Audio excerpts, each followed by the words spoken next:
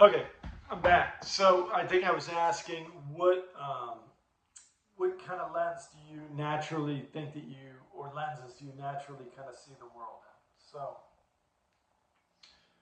and I am gonna skip through some of this because it's a lot funner if we were in a class having a discussion. It's different, right? But we will take a step back and we can ask, what is feminism to you? Right? I don't have a perfect definition, not even close. I will personally think at the core that it's advocating for women's rights on the basis of equality, right? And in that regard, anybody could be a feminist, right? You don't wouldn't need to be a woman or female to advocate for women's rights on the basis of equality. Obviously, media, certain politicians, certain just kind of assholes, right? They attempt to make feminism look like what? Um, so I'm going to skip ahead a little bit. Right. So think about what making feminism look bad does. Right. It can work to divide women, right, from themselves, from aspects of society, from other people, and in division, a group loses power, right? So that's even part of riot police tactics, right? You get the main protest group broken into smaller groups, then they're easier to control, right? So if you're ever at a protest, you're in a group of thousands of people, suddenly that gets divided, expected to get divided more, and at some point you might look around and there might only be 10 people with you, and it's a lot easier to control those 10 people, right, than it would be to deal with thousands. So divide and conquer, right? It's a really old um, kind of method. So yeah, if aspects of society can make feminism look terrible, they can divide women among themselves. And does that make things easier to control, right? So, uh,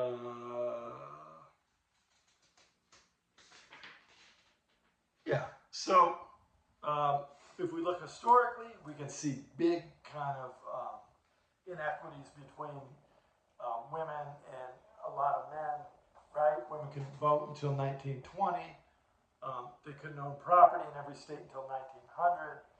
In 1974, women finally were able to apply for a credit card in their own name, regardless of their marriage status. Same year for checking accounts, right? So the Equal Credit Opportunity Act made it possible for many women to buy a home or a car, right? Because how could you buy a home or a car if you didn't actually have credit?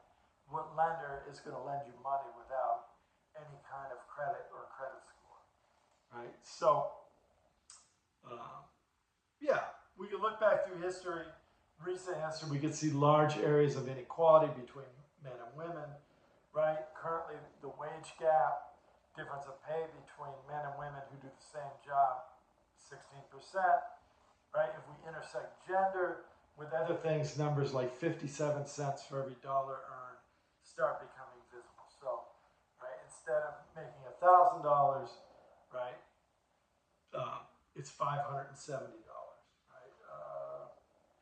Yeah, obviously, equal work deserves equal pay. So, yeah, I won't go into too much detail, but one of the things that certain companies have done and still do is they employ what are called agitators, right? So it's just kind of an example. Say a company has 1,000 employees and they're talking about unionization or collective bargaining. Agitators are kind of these paid professionals who kind of go in disguised as like a pro-union person and work to intentionally turn workers against each other, right? So, say our agitator's name is Bob. He starts saying stuff like, "Hey, have you noticed how this half of the workers do this and this half does that, right?" And right, so it works to kind of divide. So it's that same principle of just kind of divide and conquer, right? So, uh, yeah. So, right, if you think, can women be baited, right, or agitated into kind of disliking even other types of women, right? And does society ever kind of agitate women to be against other women? I can't really think of specifics, but I remember being in high school, and there was kind of this air that at the core, women couldn't trust each other, right? It was just sort of this, I don't even know where it came from, right? And so if society is reinforcing those things or even putting them into the world, then it's kind of reasonable that those things can make girls or women suspicious of other girls or women, right? So, and again, if you can keep a group divided, right, they become a lot of times easier to control. And a lot of times control comes through, in our day and age, things like laws, right? So, um, right, I don't think there's one mastermind pulling all this out, but certain politicians do seem eager to kind of perpetuate and vilify women, right? At this point, I think the seeds of inequality and sexism were planted however many hundreds or thousands of years ago, right? They just kind of continue to grow like weeds in our society, right? And it's up to us to kind of pull that poisonous stuff out. But I want you to think about that. Have you ever been kind of guided consciously or subconsciously towards disliking a particular person? Right? A lot of times it happens with friends, right? A new person comes along and somehow works either consciously or subconsciously to sort of disrupt or separate the two people that are close, right? So they kind of, they kind of say bad things, right? So, um, yeah, I'm going to skip a little bit. Okay. So, yeah, then other things to think about, right? There's a thing called the pink tax, right? Women make less on average for doing the same exact job and yet get charged more for products, even things like shampoos and razors, right? And then additional expenses, um, right? Like I can get away with going to whatever, cutting my own hair, right? My wife could cut her own hair, but I don't think she wants to. So it might not be a good example. So you think of, in terms of pressure and gender expectations of women, right? You can think of things like beauty standards, body shape, emotional expectations, right? Domestic expectations, demeanor expectations. Why aren't you smiling? Right? Relationship expectations.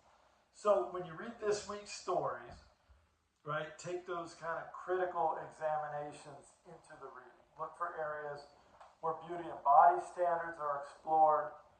Look at how traditional gender roles are subverted, right? Uh, look for the male gaze in the writing. Look for objectification, right? Look for surprises. Uh, one of the stories is almost certainly not going to go where you expected to go when you start reading it. I was like, wait, what just happened? Um, if it had been a cliche story, I would have never presented it, and I thought it was going to be. So, yeah, regardless of our gender, we can explore and understand aspects of feminism through these pieces, right? The story in the play, right? So, The Man Who Knew Belle Starr and Real Women Have Curves offer us a chance to critically think and explore through a particular lens. They're just flat out really good pieces of writing. So, this lecture hopefully helps focus your mind on issues of exploring equality and aspects of feminism. Do please read the handout on Intro to Feminist Literary Criticism. The main reading this week will be The Man Who Knew Belle Starr. And to start,